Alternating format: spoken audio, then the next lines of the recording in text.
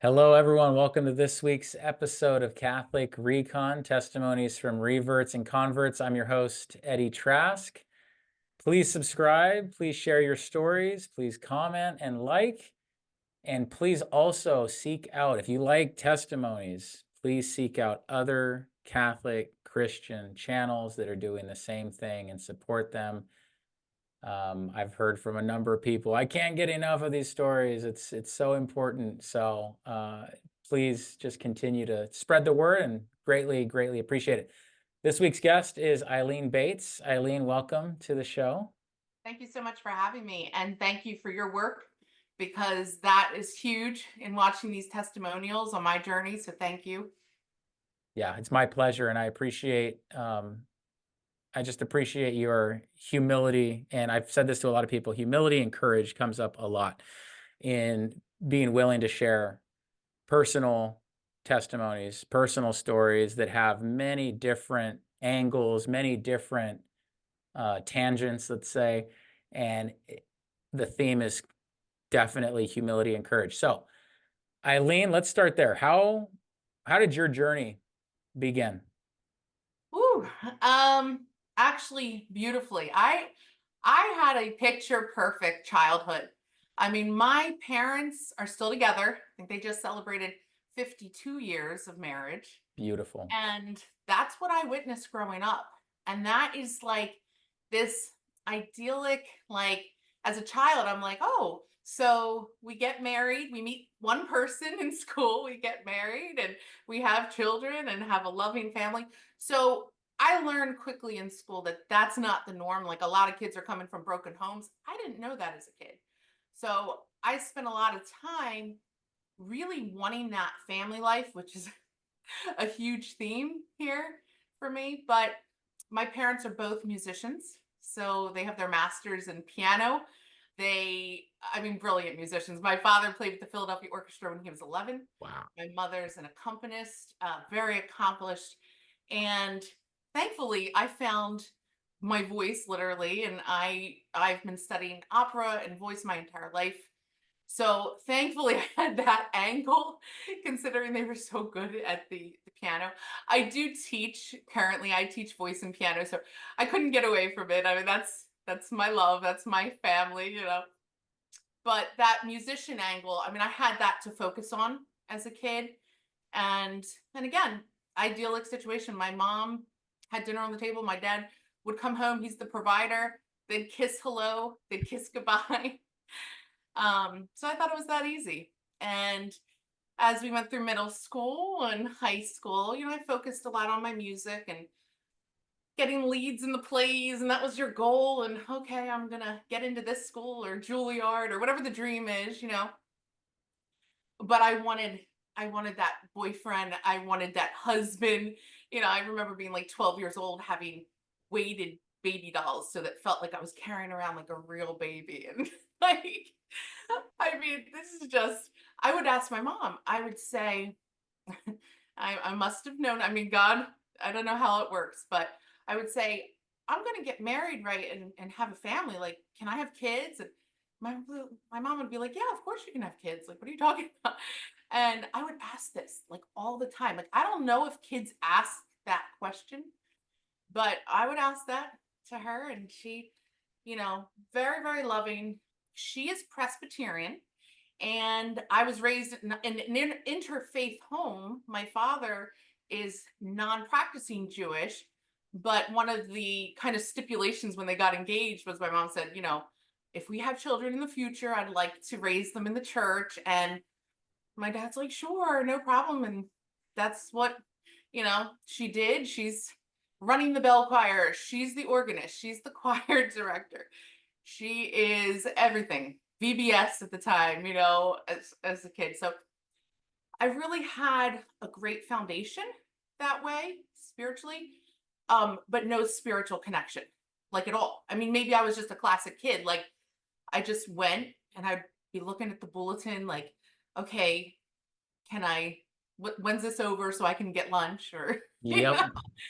So I just wish at the time, I mean, everything happens how it's supposed to happen. But I just wish like I did have some sort of spiritual connection, because I just thought it was something from 2000 years ago, or, you hear, it's not that I didn't believe, but it was just very surfacey, very superficial. And I didn't have any experience. I did not have any like supernatural experience. I didn't think that was something you could have. That will change in the future. Um, but so that really was my growing up, beautiful childhood. And I always wanted that boyfriend. Never happened in high school. I'm like friends with guys. I'm going to the prom with my friends. And then I go to college and I get a little bit of attention. The first person that showed me attention, I'm now dating this person who was the classic player, like awful. And I kind of just put up with that for a couple years. And I think it was again that naive, like, well, I guess you meet one person. So I had to break that off. And I just made this declaration, well, the next person I meet, I'm going to marry. And at this point, I'm like, I don't know, 19 years old. Wow, Like, that's a heck of a thing to say. It's a heck of a thing to commit to. Yeah. you'll see a theme here with my declaration. So I followed through. I followed through on that declaration. So the Wow. next person I meet at age 21 was a guy from the Czech Republic. And I met him and we kind of hit it off. He was played guitar. He was on paper, he had his master's in engineering, looked good. And I met him in September of 1998. And I got married to him in December of 1998. We eloped. And hindsight is always 2020. I realize what happened there because in November of 1998, my grandmother, my father's mother, was murdered in her apartment. And this woman is a Holocaust survivor. Oh, In fact, my dad was born in a displaced persons camp in Germany. I mean, that whole side of the family, it's unreal what they survived. So she survived Hitler, only to be killed in her own home. And she lived, in an apartment building. I was living in an apartment building at the time, and I'm looking around like, I don't want to live alone. There were a lot of elderly people. And this was bad. I mean, she had an elderly companion that was living with her, and this guy just on drugs came in and beat both of them. I mean, it's very violent, but it's what happened. And it was a big, you can imagine, like, I'm early 20s. I call it my tumultuous 20s. I am talking to this guy. I kind of rushed this marriage thing. I'm like, well, why don't we just get married? And you soon find out after 3 months of knowing person that that's not going to work out. And they do things overseas very different. I mean, he would wake up and have vodka for breakfast. wow. I didn't even know, like, Yeah. that was not my lifestyle. There's a lot of things that I just didn't understand. And I knew, talk about feeling like a failure, I knew I had to divorce him. My friend, she said, you know what you have to do. And it was weird when she said that. I feel like God uses people just in common phrases all the time. Like, you know what you need to do. And I was like, I know what I need to do. I have to divorce this man. But I didn't like that word, divorce. I mean, Mm, again, I yeah. come from this childhood, and I'm like, this is the first time I say like a personal kind of a prayer. And I said, God, I made a mistake. Like, I'm gonna pray. I don't even know where these words came from. I said, I'm gonna pray for a divine annulment. And I had this feeling, like this peace come over me. And like it was granted. And I'll take that with a grain of salt. But I literally would tell my friends, well, I prayed for a divine annulment and it's been granted. Yeah. And I'm like 24 years old saying these weird words. And so that was kind of like the first personal prayer. Yeah. It's not that I didn't pray as a kid. I would say, now I lay me down to sleep, I Yeah. pray the Lord myself. So it wasn't like this personal thing. And here I said, I need it to be like it never happened. And so when I moved on from that, I'm in college. I'm kind of just like finishing up college. I opened a music school. it's funny how the doors opened for the music school like crazy. Like I said, oh, I think I was teaching in a music store, and I'm like, I want to have my own. And I rounded the corner from my apartment building, and there's a for rent sign, you know? And they picked me, and they're like, oh yeah, we would love to have a music school here. And then shortly after that, I was there about 2 years. At this point, I'm single, and I'm kind of like this single professional hear me roar. Like I kind of got this persona, like, well, I'm just doing everything myself. And I didn't really know better. So there's a lot of but I didn't know better, you know? Well, I mean, Yeah. again, hindsight is Yeah. very 2020. And this guy comes in, he's a builder, and he says, why are you renting an apartment and renting this place? I'll build you a house and you live up above, and we'll have the studio down below. And I'm, 25 years old. I'm like, okay. I have no idea what I'm doing.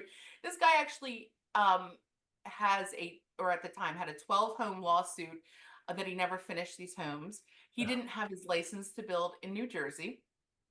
But all I knew was he was my student, so I like trusted him. I'm very naive that way. And I rounded the corner looking for property right from where the studio was, and there was a for sale sign, like a little perfect kind of like a busy road, but not crazy busy.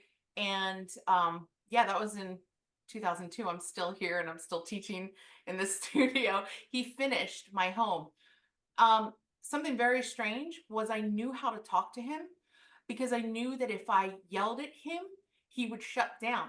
Don't know where I got that knowledge. So I would call him up, and his name was Tony. I was like, Tony, so how are we making out today? And, he's like, oh, well, I'm still waiting on this. And, weeks would go by. Tony. And I just persisted and everything got done. And then a couple months afterwards, people were like, do you want to join our lawsuit? I'm like, he finished my home. So no, I don't. But that was kind of, again, I'm just doing everything myself. Let's get a house. Let's do this, single professional. I'm never getting married. I don't see it happening. I was dating some people here and there, but it was like just nobody, nobody worthwhile, nobody good in Sure. that, department. So I'm like, well, then I want to have a family. I want to have a child. And, again, where is God in all of this? Like, why? I mean, of course, he's there loving me with his divine wisdom and mercy. But I just wanted to do everything myself. So I found an infertility specialist, Mm.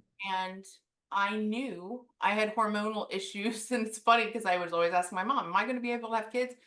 Sure enough, they said, well, you got to take this medicine. I was on so many medications, and we were going to go the route of IUIs, which is like buying frozen sperm and doing Yeah. these things. And it's less invasive than IVF. And everything was very clinical. So I was just like, okay, I'm just listening to whatever the doctor is telling me. Yeah. And it took like a year and a half before I could even do my first IUI. And then the first one, fail, second, fail, third, fourth, fifth. And they said, we only do six. And on the sixth one, I get a call that I'm pregnant. Mm. And I'm just like, again, with the oh, I felt like I had a degree in infertility at this point. I'm like, it worked. I did it. I accomplished it. I achieved the certificate, like whatever it was. I was very excited. And then I go in for my 9-week ultrasound for the heartbeat, and they're not telling me a thing. They're looking at the screen. They bring in the doctor. Oh, there's something collapsed here. And yeah, we'll set her up for a D&E. I don't even know what these terms mean. And essentially, it's a miscarriage where you have to basically have an abortion and Yeah. remove everything. So that was very traumatic, and that was in 2005. I go through that, and I kind of come out of that, and I just felt like, oh my gosh, back to the drawing board. But I didn't want to. The next thing would have been IVF. So at this point, I actually met someone. Again, looked good on paper, elementary school teacher, and we dated for about 6 months. Oh, yes. I do have to ask you, before the IUI, did you just figure I'll find a guy later? I mean, what was because right? You were I just love your saying question. my mom would be like, honey, how is anybody going to understand what's going on? And yeah, God has a really good sense of humor. I think I sort of gave up. Like I was like, well, I guess I'm never getting married, or I don't know. And for 25 years old, like, why am I giving up at Yeah. 25? Like, Yeah. that's really strange. So I think it's almost like I was so driven that I didn't even like care. Think or care about. Yeah. But my mom would always be like, so how are you gonna explain this to a guy? And she's very old fashioned. And I'm like, it's fine. And a lot of what I did when I was younger is it's fine. That whole carefree, young and dumb kind of mentality, which in ways is very freeing, and yet you're just steeped in your sin, and you don't you don't even realize, because you just think you're living your life, and again, you think you have to create that journey, you know. So yeah, I did date someone. I told him what happened. Um, he was okay, but it just like he wasn't for me. And I'm now in the back of my mind for those 6 months that I dated him, thinking I think it's time I want to do IVF, because now it's like, well, I did this, so let's just bring out the big guns and do some IVF. And I said, I want to end the relationship, and he's like, are you seeing someone? I'm like, no, I want to have children. And he's looking at me like, well, we're not there yet. And I'm like, no. Like, I think it's just better. Let's go our separate ways. And it was a shame, like, because it was, again, it looked like it would fit, but it just wasn't a fit. And I mean, I literally went from that relationship right into the whole IVF process. I lined up one of my students' mothers who was a nurse. The injections are like these intermuscular injections. I'm going a couple times a day. I mean, absolutely horrific what you have to do to your body. And again, I have, diagnosed PCOS, which is polycystic ovarian syndrome. And so you have to take extra medication and all of these things. Well, they got it to the point where we got to an egg retrieval, which is a surgery. It was very invasive. It was very invasive. And I was just like, so what is it called? Fixated on the goal, the prize, or, that I did whatever. And they went right from that egg retrieval to creating, God's the creator, embryos, which this is huge. The embryo thing with the Catholic, we will definitely be revisiting this embryo thing. They put in two, and that was called a fresh cycle, and it failed. So I had to wait the 2 weeks, and that was a fail. At this point, they've frozen the rest, and there were five. There were five frozen embryos. And I'm like, just put them all in, again, like, oh, young and very dumb. But at that time, these infertility doctors were like, okay, whatever you want to do. You know how dangerous that. I mean, today I think they max out at 2, when they do these procedures. I don't think. Whoa. So they put in 5 frozen embryos. And by the grace of the good Lord, one took. And it split into identical twin boys. And I get a call, not only that you're pregnant, but you're pregnant with twins. They knew somehow by the numbers. At this point, I hadn't gone in for the ultrasound, but they knew by the numbers that it was twins. And I'm like, I'm getting that first baby back. And, and it's again, I achieved something. Sure. I can't believe it. And so the whole thing is just real. When I think about it, it's really kind of messed up. That I allowed, first of all, the 5 embryos. Even just saying that out loud is just nuts. But the day that they called me and said, look, you are pregnant and we think it's definitely twins, is the day that my now husband called me for the first time on the phone. And the reason he called me is there was a online dating site that a group of my friends, we all signed up for like a year prior. Oh. And like, if somebody ever contacted us would just be like, oh, here's our number, give us a call, whatever. He actually called, and I basically said within 3 seconds, oh, nice to talk to you. I just found out I'm pregnant with twins, all within the first 3 seconds. One heck of a call at that point. Oh And my you would think he goodness. would be like, well, Yeah. actually, he's like, oh, so you're with somebody. And I'm like, no, no, no, no, no. Let me explain. And I told him the story, Yeah. That'd be a natural question. Yeah. and he did not head for the hills. I mean, he was like, well, I have a 4-year-old daughter, and, just started telling me about his life. And we were just talking on the phone. And I'm not thinking, guys, at this point. You remember, I've all but given up at 25 years old. At this point, I'm like 27. And he kept calling. Like, so this is the end of 2005. And then in January, at the end of January 2006, my dad had a birthday party, and their friends were there. And one of their friends, she said to me, are you seeing anyone? I mean, we know you're pregnant. Are you seeing?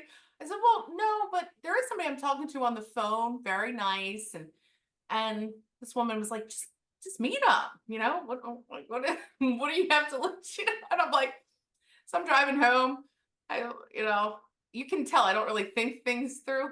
I guess I kind of just do, and then see where the chips fall, I guess, is the theme. And I called him. I'm like, do you want to meet for coffee or something? Sure. And I met him that night. That was January 29th, 2006. By February 10th, 2006, we were official. Like, we didn't even stop talking after that. I mean, it was just so crazy. From the moment we met, it's perfect. At this point, I remember thinking on February 10th, I have everything I think I ever wanted. A man that I really like, and I think I loved him instantly. And then I'm pregnant. Oh my gosh, this is everything I dreamt of. And 1 month later, March 10th, my water breaks. And I'm like rushed to the hospital. How far along were you? I was like 5 months Okay. at this point. And this starts some traumatic things.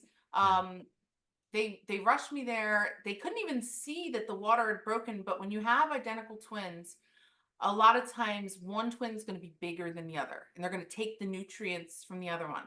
Well, the one that was small, and the way it is it's like they're in one sac, but there's a thin membrane that separates them. So they kind of have their individual sacs, but it's not really. The one half of the membrane, that was the water that broke. Okay. And that was my firstborn son, Aaron. And he came out. His heart was beating. He didn't really have much movement. And we just had to sit there with him until he passed, like an hour and a half. And it was very, very traumatic. They focused right in on, well, we tied off the umbilical cord. We're thinking that your next twin's going to be coming out within minutes. That's how it usually works. Minutes, hours, days. Now we're at March 15th, and they're bringing in the ultrasound machines. I mean, he's swimming around. This was Ian. He was perfectly formed, happy as can be. I guess he had more room. Like, it was crazy. I'm watching this healthy baby on the screen, and now the doctors are getting nuts. They're coming in like every half hour. You need to induce labor. We're worried you're going to get infection. Like, you need to take Pitocin and bring, and I'm hearing this, but I'm not hearing it. I'm like, am I understanding you want me to kill this child? And they don't know what I've been through. They don't know that everything, but they do know, what they've seen, and they know that once that half of the twins, that water breaks, I mean, you're open for infection. I couldn't do it. I'm like, no, what are you talking about? Like, no, I think at this point, March 15th, they probably came in 4 or 5 times, that evening, and everyone went home, and I'm just kind of like there. And this was the first surrender prayer I ever prayed. And it is it was just like, God, you know what I've been through. I cannot kill this child, and that would kill him, if I induce labor. I can't do it. But I said, but if he's going to die anyway, or if something's going to happen and he's going to die anyway, I just can't. I can't. I just like sort of like, I just kept saying, I can't, I can't, I can't. And that was probably like, I said that prayer like 11 o'clock at night. I'm woken up at 4 a.m. in natural labor, like 100% natural labor. And they thought it wasn't happening at this point. And he was born, I mean, full contractions, he's only like a little over a pound. And I thought I didn't need an epidural. And they were like, do you want one? And I was like, well, he's small, but I didn't really understand. It's still extremely painful. It's sometimes worse when they're smaller. And he came out moving all around, like kicking his legs. He was perfect, just small. And, I was very aware in this moment. There's so many things happening. And I'm very aware that I'm privileged to see a baby at 5 months along. This is not a clump of cells, like everything I'd hear in college and all those type of things. Well, you had seen Aaron pass. So you were with Yes. your Yes. first, But yeah. you know what's crazy? Aaron, because he wasn't moving all around and he was smaller, it was like, I don't know if I was a little more detached from Oh, him. And then because I had been watching Ian on the screen, and then I'm sure. seeing him and he's kicking his legs, his arms. It was like, nobody. You don't wish this on, your worst enemy. But my parents, they are the most amazing support system. They were in the room. My friend Kim was in the room. My husband, he took all his vacation for the year during that span and was at the hospital with me every day. Remember, we're only like official a couple months. Yeah. And people, my family had never met him really. And they're like, who is this man? And we love him, like it was kind of, there's like this joyous support. It doesn't make sense, but it was like there was lots of things at work and then this devastating thing happening. And something interesting to note. So that was on the 15th where everything came to a head. I said the prayer. I lost Ian while he was born and he died on 3/16. For God so loved the world that he gave his only son. And I honestly, at the time, I knew that was a Bible verse. I knew it meant something. I just always kept it in the back of my head. So I knew it was significant, that 3/16. And also, there was no clergy there. And my husband in college, he did like paranormal investigations and stuff. He was really into that in the late 80s. And he said he wanted to perform services of the church, like house blessings when they would go in. So he studied and got his ordination, and he knew how to make holy water. And here, there's no clergy to be found. He's asking. And at this point, I'm out of it. I don't know to ask. He's like, he's still alive. He needs to be baptized. My husband knew that he needed to be baptized. He made the holy water. And everyone was in this room. We don't know. Nobody knows to this day, like what he said. But I'm only assuming the Holy Spirit took over. And oh gosh, it makes me want to cry every time I think about it. The baptismal prayer that he did for Ian was so divine. Like he was like a vessel. So much so, those twins would be 18 years old now. I just attended church and there was a baptism. I cannot like watch baptisms without losing it. That's how powerful whatever happened. And God knew, like, all right, Eileen, we're gonna do some things in the right order here. He sent Dan at the time that I'm losing everything, So the next few years, the next 5 years, were filled with like, again, joyful. We got married in 2007, and we're just doing all kinds of things and travel. Like we're always doing something. And so super joyful. And I'm grieving. I'm like full out grieving at the same time. And I'm looking at everyone around me, students that I had that are now married and pregnant, and everyone's pregnant. And that always happens. All the people that don't want their pregnancies, like all of this, there was just this really heaviness, a heavy weight. And that lasted for till about 2012. And I made a declaration. Here we go with the declarations. I remember this one day, I have no idea where it came from, but I said, I'm done grieving for these boys. I know they're in a good place. I can't grieve anymore. So I made this statement, and oh, boy, oh boy, what a shift. So something happened where I guess spiritual gifts came in. Like I surrendered my grief for these twins, and all these spiritual gifts come in. I can hear things, messages, like all this stuff that I'm just like, I'm a music teacher in New Jersey. Like, why am I, so now I'm thinking I want to help people. I'm that natural teacher. Like, I'm like, well, I guess this is my gift now. I'm going to classes. Where are you going at that point to church? Where was church in the midst of That's these a that's a years? great question. Nowhere to be found. Okay. We went to a Methodist church down the street. That's where we got married. Um, Same thing. Would go, would attend, never any like Nothing. experiential thing, like nothing. So I have a theory. So the deceiver, the demonic realm, whatever it is, I have a theory that why people are so drawn to essentially new age stuff is what I was into and did not understand. Had I known the word of God, it's very clear, no divination, like, Yep. and meanwhile, I'm swinging a pendulum because I'm getting full out messages for people. For a while, I judged it, and I'm trying not to judge it because I know it's part of my journey that got me here. And Yep. it's a tough one because it was slick. Like it all comes in. I go from nothing to wait, it's all real. I'm living in this movie.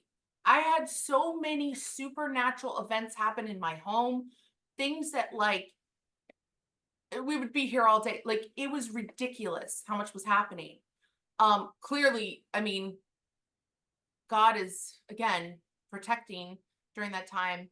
And I think the draw is because you don't go from any experience to seeing signs and wonders that something exists, and you're just like so excited about it that I was reading all kinds of books. It's sneaky. What kind of books? What kind of books were you reading? Do you remember? Yes. It was all to raise your vibration, mediumship, stuff where you're making agreements in the book. You're saying yes to different things because again, I'm in the mindset where I'm not really doing anything wrong. Yeah. You're completely ignorant to what you're doing. Yeah. Completely no different than like parents that allow 5-year-olds to play with a Ouija board. Yeah. Like they're literally, oh, just play with this little toy. What? Yeah.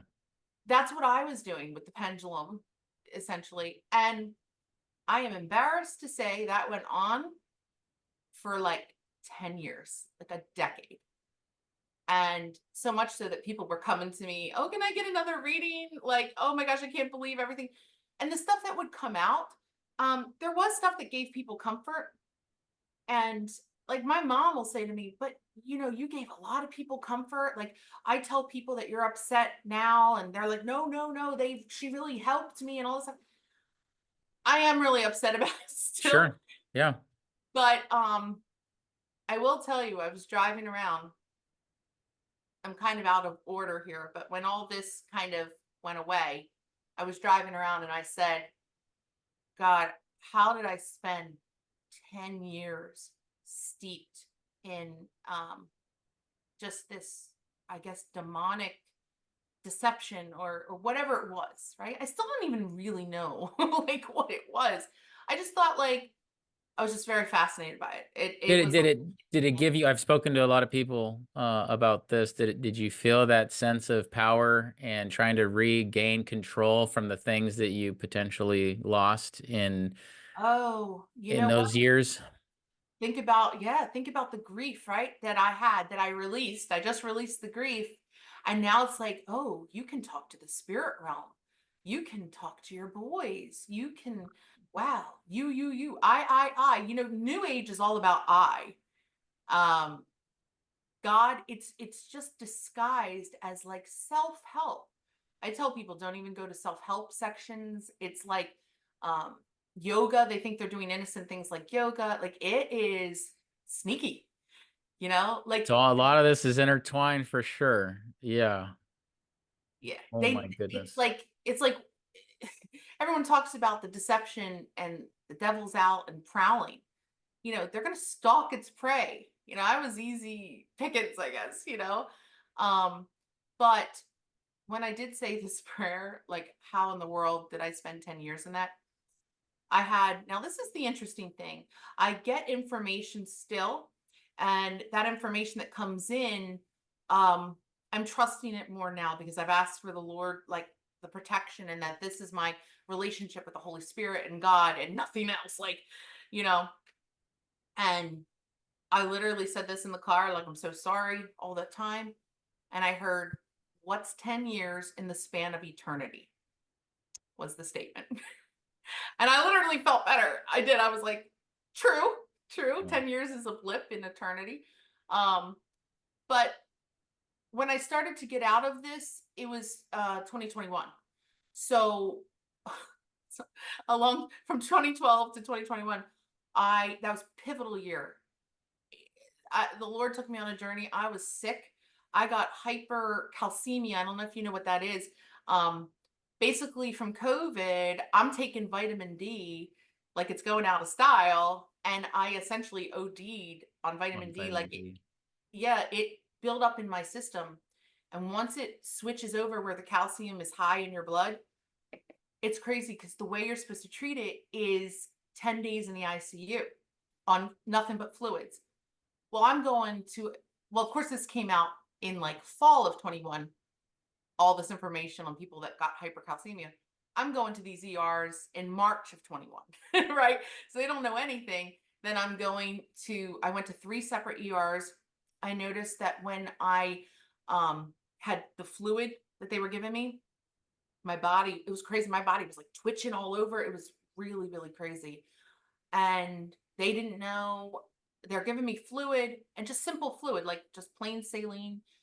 And I would sort of calm down. I'd be able to like kind of rest and not have as many jerks and jumps. And so when they couldn't figure it out and they're sending me home, I started going to those places, those rejuvenation where like you can get IV Yeah. fluid. I think that saved my life, truthfully. And I was so bad this one point that I called my mom, called my dad like 5 in the morning. I called them crying. I said, I just want to tell you, I love you guys so much. You're like the greatest parents in the world. And I'm essentially saying goodbye. I said to my husband, love you so much. I don't know what's happening here, but I just wanted you to know. And it's like, again, I make that statement. I guess that's a surrender statement. It really, in retrospect, why wasn't I praying every single day? Like, you know what I was doing every single day? I was in Google trying to figure out what's going on with me. I'm almost embarrassed now because I would handle that situation totally different, So real though. So real. Totally get it. Yep. Ugh. So after I tell them sort of their goodbyes, it's like felt like almost like the next couple days, I systematically got better, like over those next couple months. So I had this from March of 21 to the end of July of 21. I was twitching and my body was because as much as it took to build up, it takes that much to get out of your system. Brutal. And so I had a month reprieve in August of 21. And then by September of 21, it was my birthday weekend. All of a sudden, something's going on in my house. My nose is burning. My lips are tingling. It's like going down my throat. I noticed I stepped outside or I would move and all of a sudden it was feel like it almost like recedes. And then I'm telling my husband, I'm like, something's going on. I'm still in the house at this point, getting sicker and sicker. For my birthday weekend, we go camping. We have a travel trailer. And all of a sudden, by like the third day of camping, I'm back to normal. We come home, I go back in the house, it starts. And I'm like, what the heck is this? Like, what? You know, like the Lord took me on a journey in 21. So I have to now live in the camper on the side of my house, basically from my birthday weekend on, while we're getting testing. These is very expensive. These people are coming in testing for mold, and they don't know what it is. And we're doing all kinds of stuff, and then I'd come back in the house, and it would start up again. And I'm like, this is What? ridiculous. Yeah. So weeks have gone by. I'm in the camper, and I get a message. Like I don't know how to explain it. It's just a message. And it was like, check your calendar. You've been in here for 40 days and 40 nights. And it was at night too. So I'm like, what the? So I get my calendar. Well, I knew because it was my birthday weekend. And 40 nights I had been in there. And I'm like, what does that even mean? You know? And I'm out there. My husband's still working, and all his like, like a CPAP machine is in the house. And, I said, just stay in the house. I'm like really isolated by myself out there. And I I start watching the Gospels. I don't know if you saw, it's really worth, if you haven't seen this, it's like they did these movies like the Gospel of Matthew, the Gospel of Luke, and it's like the actual gospel, but it's like live action sort of. I don't know. Yes. Yes. Just started watching them. And I'm in the midst, I think I watched all of them. And then I get, this is this is the biggest one for me. I didn't know at the time. I get this message, keep the Passover. I'm like, keep the Passover. I'm Presbyterian, I was raised Presbyterian. What do you mean Passover?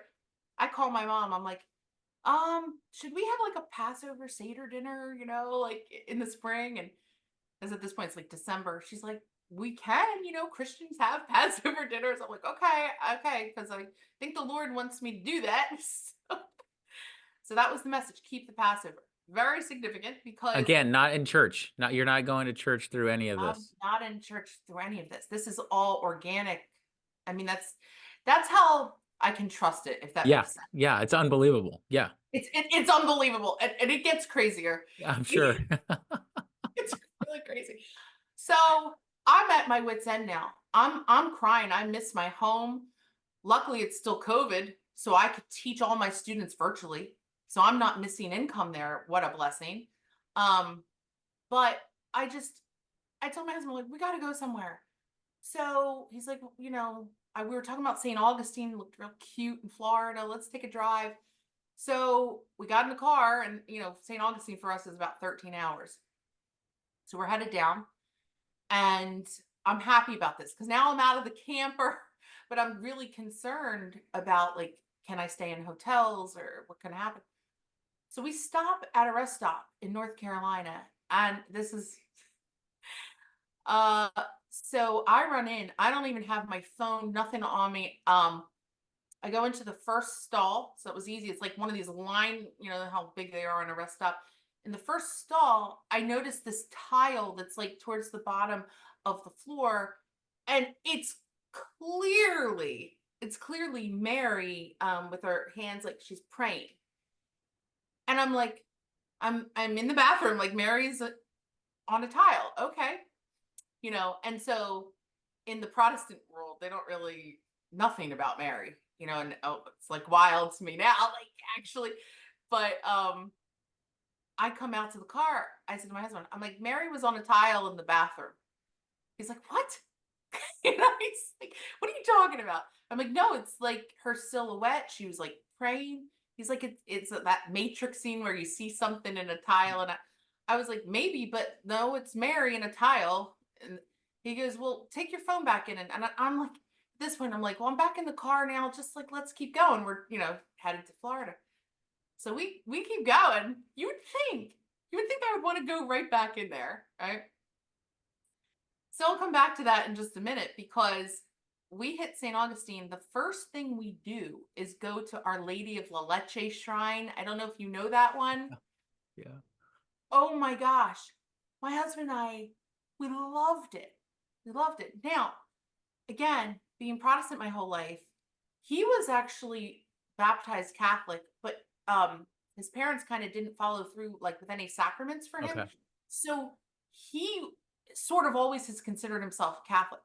Me, I didn't think you can become Catholic, because it's like, oh, Catholic. Like, I'm not, of course I did the classic thing with my friend who was Catholic, like, oh, you worship Mary, like the whole thing, when I was a teenager. So I don't know what that brainwashing is, honestly, like why we're just like, ooh, Catholic, what does that even mean? Like, I don't even know where that comes from. So, but I love the shrines. I have so much like love for this experience that we're having there. And we lit candles and we talked to the priest, and I don't even know. But again, it was just more like we're visiting a town. Like, and my husband really got it. He got really, Yeah, I was just amazed, like, what drove you to go there in the first place? I understand that your husband was still considering, that he's still Catholic, but do you know, like, what did you guys have a conversation? Hey, I think we should go to the shrine, and on the way, I'm gonna see, maybe we'll see a silhouette of Mary on a very tile. in a What? tile. Yeah. Well, I think what happened was, because at this point, it's been months, I'm not in my house. I'm starting to think, like, what if we move to a different area? Like, should I move to Florida and teach Mm, virtually like all my students? So I think that was like the motivation, like, let's to see get what's out. down Yeah. there, you Yeah. know? And it was almost like, but again, not really a plan, kind of like I think what it was I checked TripAdvisor, and I think Our Lady of La Leche Shrine had like 4.9 out of 5 stars. I'm like, I guess we need to go there, like very surface, you know. Yeah. Um, but my husband was extremely moved. He said to me, he goes, I think I want to contact the Catholic Church, when we get home, and maybe I will finish up my sacraments. I don't know what any of it means. And mom supported him. I'm like, okay, like I have no attachment to this whatsoever. And we had a really good trip, because we're coming from this like crazy thing where I'm not in my house yet, living in a camper. And again, thank goodness we had the camper. Um, so we head home after about 10 days, and uh it was wild, because I it's not that I forgot, but I kind of didn't think about the tile. Why wouldn't you think about this tile? And my husband, we're like, 95 north. He has to do this. He just does this like random U-turn. And I'm like, what are you doing? He's like, well, I'm going to the rest stop. Get your phone, go take a picture of Mary on the tile. I was like, all right. So it was the first stall. I knew where it was. I went in there with my phone. I take this picture. I come out, and my husband's like, yep, that's Mary praying on a tile. And so what he did was, when we got home, he tweaked like contrast. He didn't touch the image. He just turned contrast like all the way up. I put it on Facebook. I said, well, Mary's on a tile in a rest stop in North Carolina, and I know the response. People were like, oh my gosh, because she's 100% like folding her hands and praying. And thank goodness my husband had this in his mind, that because otherwise we would have never gotten that picture. He was like, I want to see, like, what the heck is this, you know? So we get back, and he was talking again. He contacted the local church. That was pretty much it. And at that point, I was starting to feel weird about all the new age stuff, like the books that were in my home, but I wasn't in my home yet. Yep. I told my husband, like, when I get back in the house, I'm eliminating some things, right? And again, these declarations, and it was like maybe 3 weeks when we got home. We found out that natural gas, and if this can help one of your viewers, oh my goodness, natural gas in the home, especially if it's being, when people are using it on a stove, it's not being pumped outside. So if you think about like natural gas, it's always being pumped outside for a dryer, or it's being pumped outside for your heating system, right? Well, turns out all the chemicals were just filling the home. I became where you just become like intolerant, like a chemical sensitivity from overexposure to it. Yeah. So the professional didn't tell us this. This was something that we found online, and maybe this is it. At this point, we've spent all this money, and so we get rid of the stove, we get rid of our old gas dryer, and within a week, I was back in my house and fine, And so I went on the rampage, throwing out everything I could find, all the books, all the crystals. I had this crystal skull thing that I buried. We buried it outside because I didn't want to give it to Yeah. anyone because Yeah. I don't want That's them. always the question when people are getting rid of things, like, oh, let's just get rid of it. Yeah, get rid of Like, it, so not just, nobody can find. We put it in yep. a box and bound it up, and my husband, I don't know what it did, but Yeah. buried that thing. And it's like all of this stuff, this transition was happening. And at this point, we did find an online non-denominational church that we were watching, that we really liked the pastor In 2022? in 2022. Yep. And we couldn't stand the music, the praise and worship in the beginning, and they were off key. And I'm a musician, and I was like, let's just skip to the part where he's preaching. Great preacher, really great. But on the Sundays he wasn't there, and he had like the Guest. subs, we didn't watch because we were just like, like it's not entertaining to us. And so, yeah, so all of 22, that's kind of what we did. And so we celebrated the Passover that spring, the Passover Seder, and we did it again in 23, spring of 23. At this point, still no church, nothing. We're just watching online. What about your husband showing interest in the sacraments? Went That away. just went away. Okay. Just went away. Like, I think he would mention it from time to time, but we just nothing. I'm so embarrassed to think you come from seeing a Mary in a tile to this amazing experience at La Leche Shrine to like, let's check out this non-denominational church. Like, it doesn't make any sense. But I don't know if that was like a waiting period or something, because so we're getting more current here. So in 23, in December of 23, I'm in an antique store. I swear it gets funny. I'm in an antique store down the shore near Atlantic City. I find this little resin house. It looks like my grandparents on my mom's side, they had like this cute little organic farm, farmhouse and everything. And I'm looking at this thing, him hauling, it's like $12. I'm like, I'm gonna get it because it does remind me of my grandparents' farm. And I turn it over and it says Christmas Eve in the studio. And Christmas Eve in the studio was a Norman Rockwell thing in the 1940s. This was his studio. So me being me, I I go home and I'm like, I want to look up that studio. Does it still exist? And it said Arlington, Vermont. So I look up this studio. Not only does it exist, but 4 years ago, someone made it a bed and breakfast. I said to my husband, I'm like, we need to go. Like, here's the house. I need to take a picture, like holding this house in front of Norman Rockwell's old studio. Like, just stupid stuff like that. We have fun. He's like, all right, well, make arrangements. We'll go. So I tell my mom, and she's like, wait, Norman Rockwell, that's Stockbridge, Massachusetts, not Vermont, right? And I'm like, no, it says Vermont. That was his early studio. And she's like, yeah, check Stockbridge. And then I'm finding out, oh, the Norman Rockwell Museum is in Stockbridge.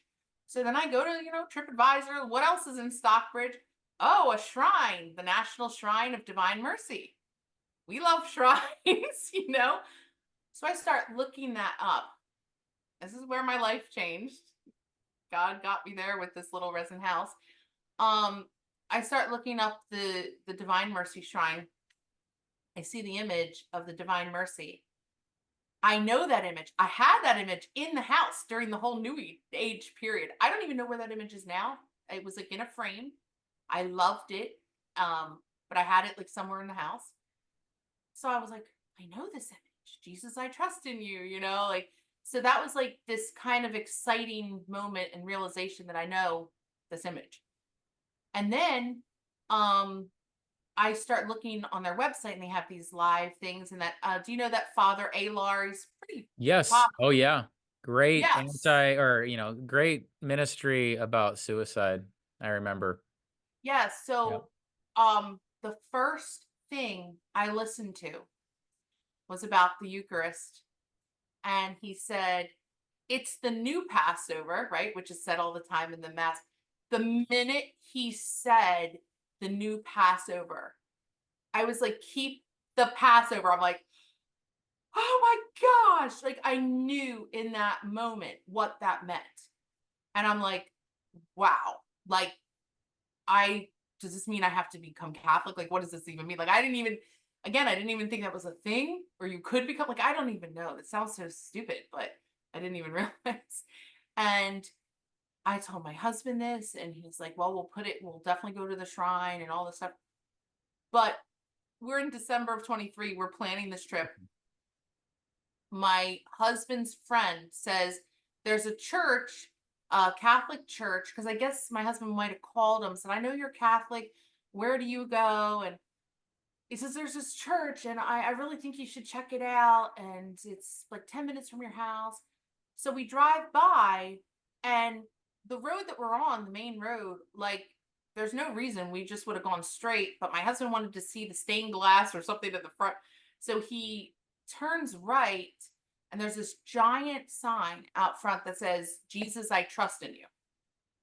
And I'm like, my jaw is like on the floor. Like, I'm like, babe, we have to go here. Like, this is where we have to go. And he's like, oh, okay, well, Frank will be happy. Like, great church, St. Teresa's in Runnymede, New Jersey. So we go in there.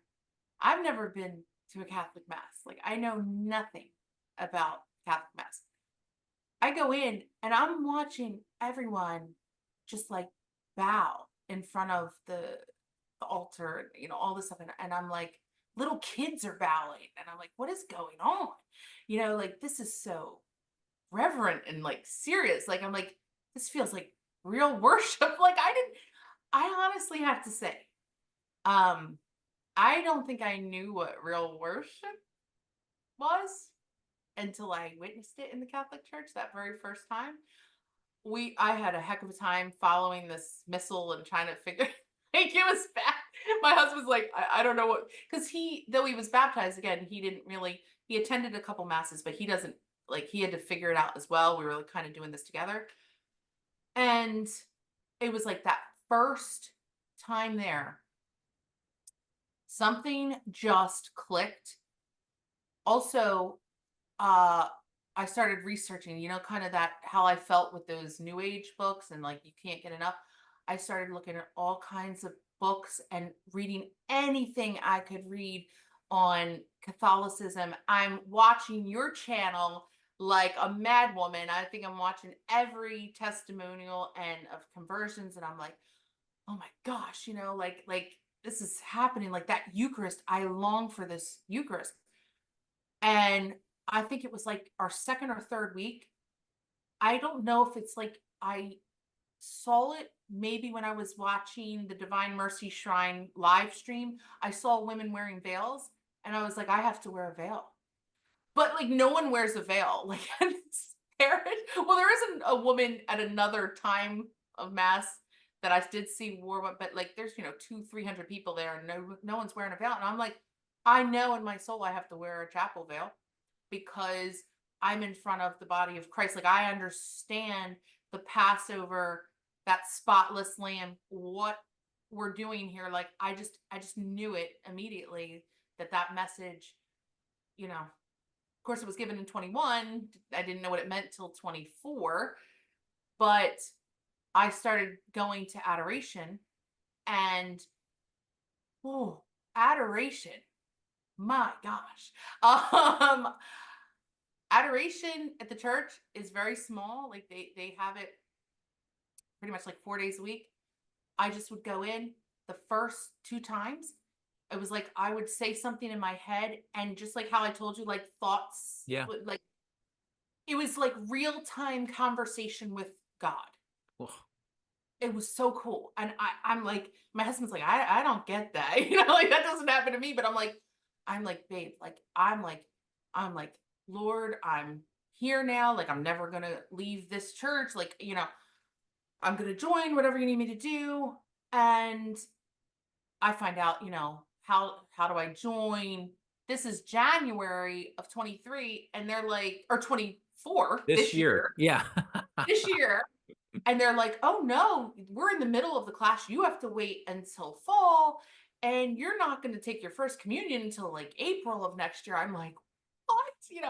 Like I'm now at this point starvationing for the Eucharist, right? And again, the first two adoration sessions, it was like just conversations with God and and talking very peacefully. Third trip to adoration. Oh my gosh. The third trip to adoration. Uh I'm there and my mind wanders and I start thinking about like unwanted pregnancies or abortion. And like I remember my brain was like, how could that happen? Like how's that, why does that exist type thing? And the Lord, it was like said, okay, says to me, reveals to me, don't concern yourself there when you are responsible for 11 lives. And I'm like, what? And I didn't know at first, but I immediately started counting embryos. And I know the first child in '05, that would be one. The twins, they put in 5, but one took and split. Yeah. So there's the twins, there's 3, then add the 4 more, so there's 7. Then I'm like, 11 lives. Well, the fresh cycle that didn't work, that's 8 and 9. And they told me there were like 2 embryos that died off that they couldn't keep. 10, 11 lives. And I am like, bam, like I am crushed. Like my soul is like, what is happening here? And the priest comes in and I think it was the first time I like witnessed the benediction and how they, and I'm just still like processing this. And I knew God revealed it to me, not in a condemning way, but like just to let me know, like, hey, don't concern yourself there. Let's take the plank, what is it, out of your own eye. Yeah. And I said to the Father Paul, he's the young priest over there. So do you have a minute? And he's like, sure. And so this is after adoration finishes. And I said, and I'm like, what? Crying. I'm like, I'm responsible for 11 lives and all this. I said, I'm starving for the Eucharist. I have my confession written out already. And he's like, wait a minute. Like slow down. And he's telling me, he said, first of all, he said, it's okay to long for the Eucharist. That's actually a wonderful thing. That's part of it. Like you're longing to be a part of it. And he's like, it's almost like Jesus, talk about being a vessel, an instrument of his peace. Like Father Paul was like, you'll be okay. And it was just like basically the nicest way to tell me no. And I was like, okay. And then I'm like, but what about the 11 lives? And he's like, you understand that. And he said it. And I did understand that. He said, you understand that Jesus or God was not condemning you. He was making you aware of your sin. I'm like, no, I know. Well, that's what confession is about. And you just have to, you didn't know better. You're not going to do it now. And he was, I can't say enough good things about Father That's Paul. awesome. That's awesome. So that was my experience. That was my third time to adoration. So that was a big whammy. And then we're just attending the church, the mass, several masses a week. And I'm just praying for that spiritual communion, that I can experience that. And I'm watching every week and I'm like, I'd like to help them with my voice. And I asked in adoration, I'm like, I know they have some cantors, but I'd like to have it happen. But maybe I should wait. And I heard it's going to happen sooner than you think. And just a couple weeks ago, they had me come on, and I'm one of the cantors now. Wow. And Beautiful. so that's where So I'm at. this is where you are. So then you're not currently in RCIA yet. You're going to start. No, I haven't even started RCIA. I can't start until the fall. Okay. Okay. And Well, you're going to I'm have a lot of people praying for you. A oh, lot. thank you. I mean, I really feel like, again, I really feel the weight of, those 11 lives. I feel the weight of like everything I did just in that ignorance is bliss kind of. I'm young, but I appreciate those prayers because, I feel like we're at the start of our journey. I understand why they say welcome home. Yep. Feels Yep. like you're home. Yeah. I have to say this story is unlike anything I've heard, and the fact that you're still in the midst of it. Back to my original point about humility and courage. So thank you for sharing that. Thank Guaranteed there are people that want to hear what you just shared. And that priest, what a blessing for you to meet him. And obviously all the signal graces throughout the story, and recognizing also, which I think is so important, that even in the midst of all of us making poor decisions, those things can be redeemed. And then you can actually take some of those learnings and bring them forward so that you can so that you can help people that could be caught up in the midst of that very thing. Yes. And if you had not gone through that, obviously, as you mentioned several times, hindsight is absolutely, yeah, always 2020. But to be able to recognize that, and then that Marian tile, you got to send that. I definitely will. I got to find the Facebook because, as you know, like when you post things about God on social media, it's not very popular anymore, but it was interesting how it touched so many people, like, oh wow, like that's incredible. Like, um, yeah, I'll have to find that Facebook post and then you can see kind of just how it touched different Yeah. people. And again, that was my husband. Like, we have been such a team. So my mom was all concerned who would want me, you know, going through this journey. And the Lord's like, I'm going to not only send you your husband, I'm going to send him right before it ends so that, God's grace and his divine mercy on what, I mean, I feel like he just watched me let me do what I was going to do. Mm-hmm. The fact that he loves me so much, like this loving God. That's why that Jesus, I trust in you, that image is so important that it was there during the whole New Age thing somewhere in my home. I had seen that image, like, Unbelievable. And considering wow, your upbringing, there'd be no reason to have the divine mercy image. Yeah. no. And Saint Faustina is from Krakow. Yep. So where everything went down with the Holocaust, my family's from Krakow. So that was an interesting connection to Saint Faustina. Lot of connections there. Well, my prayer personally would be that your hunger obviously increases, but that it becomes the hunger itself becomes a witness. I think that is what strikes me. Like the fact that you do have to wait, even if people don't know what that's like. And there are many people that struggle with that and they still try to understand what it means. But I believe your hunger is a witness for the church. And that would be my prayer for you for sure. So I'm starving for it. there you go. We'll keep starving. It's going to be beautiful. And again, thank you, Eileen. That was very, very eye-opening for me. The people that God sends my way, it's beautiful. So I will be praying for you and for your Thank husband and for the thank family. And yeah, thanks again. And everyone, please share this video and please pray for Eileen and her family. And until next time, take care and God bless. Bye.